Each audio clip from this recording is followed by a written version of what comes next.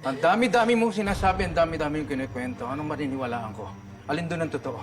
Paano ako magtitiwala sa'yo? Yung nararamdaman ko sa'yo, totoo yun. Betsy, tama na. Kahit anong sabihin mo, hindi naman kami maniniwala. So can you just shut up and leave? Or gusto mo pakaladkad kita sa mga security namin? Intindihin niyo naman ako. Hirap na hirap akong humanap ng trabaho pag-uwi ko galing Amerika. Basag na basag ako sa ginawa niyo sa akin, Gina at Gerald. Wala kami ginawa sa'yo. Hindi totoo yan. Niloko niyo ako. Anong kinalaman ni Gina at ni Gerald dito?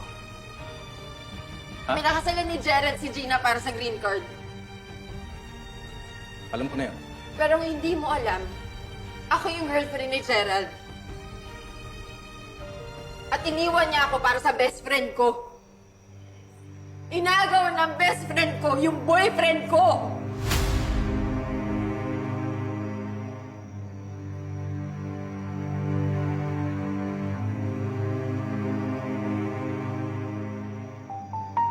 Gerald, pinakasalan mo yung anak ko, pero may girlfriend ka pa. Hindi. Let me explain. No. Let him explain. May dila siya, di ba? Pwede ka magsalita? Paliwanag ka. Alam ho ni Betsy ang tungkol sa marriage namin ni Gina. Malinaw ho sa amin tatlo yung sitwasyon namin. Oh, Dad, paano niya lahat to? It's her plan. Oo, pero ang plano, magpapakasal kayo at magde-divorce kayo pag nakuha niya yung green card niya. Ako naman yung pakakasalan niya. Pero ano ginawa mo? Inagaw mo yung boyfriend ko! Linaw ko mo ang best friend mo. It just happened. We just fell in love, Dad. Hindi namin sinasadyang saktan si Betsy. Kahit na niloko niya pa rin ako, trinaytoro niyo ako! Inagaw mo si Gerald sa akin, Gina! Wala akong inagaw sa'yo, Betsy. Aksidente lang yun. Pero nagsinungaling ka. Nagsinungaling ka sa amin. Una sinabi mo, gumawa ka ng illegal para pakasalan si Gerald para makakuha ng green card, tama?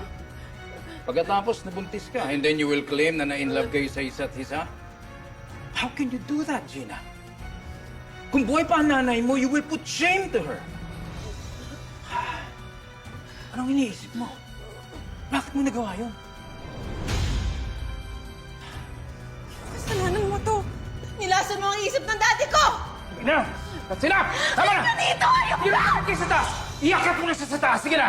Pagod kayo! Sige, alagaan niyo anak ninyo. Alam mo, wala akong pinagbibintangan sa inyong dalawa, ha? Pero pareho kayong may kasalanan.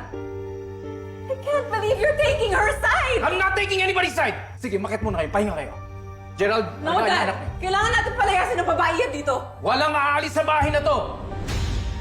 Umakyat muna kayo sa taas! Gerald, sige na, dali mo na siya.